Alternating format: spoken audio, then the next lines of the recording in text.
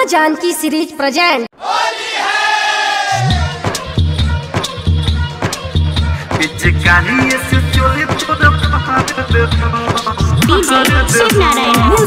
Ambe recording studio Delhi.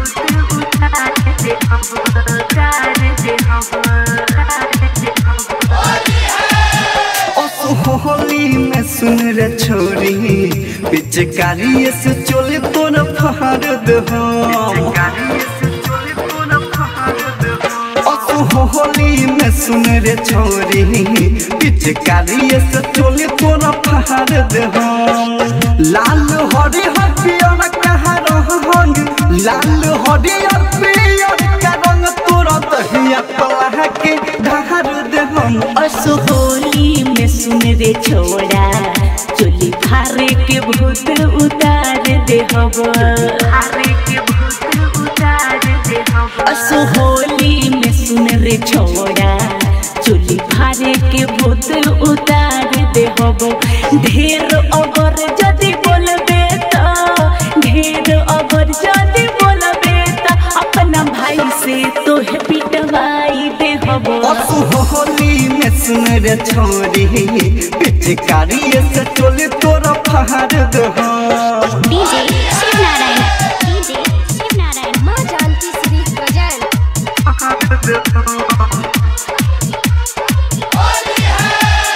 देख के तोहर जवानी मुँह में यह बेपहनी होली के दिन बसन रे पता की कर दे हम के मन महनी अरे ओइसन बुझ न तू हई हम बड़ा का घरानी तो से रंग लगावा के यीशु करे न हम हुना दानी ढेर अगर जति बोलबे तो ढेर अगर जति बोलबे तो गन्ना रस के जय से गहर दे हम असो होली में सुन रे छोड़ा चुली फारे के भूत उतार दे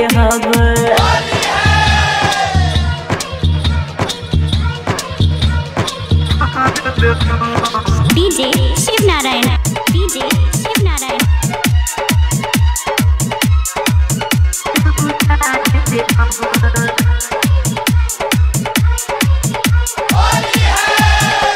लाल पियर से रहेंगे हम सबसे पहले अगहरी डरेले हम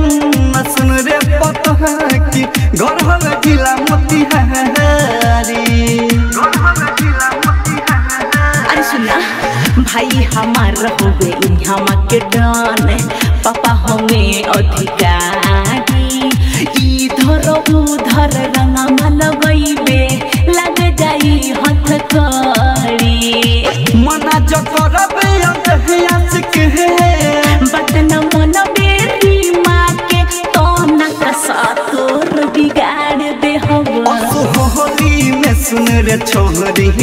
पिचकारी से चोल तोर फहार दे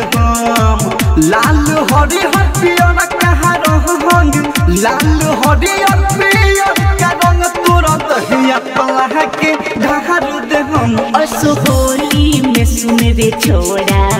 चोली फारे के भूत उतार दे फारे के भूत उतार दे असो होली में सुन रे छोड़ा चोली फारे के भूत उतार दे ढेर अगर जदि बोलबे तो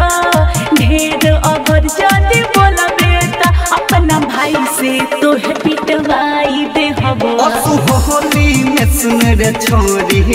पिचकारी से चोले तोरा फहार दे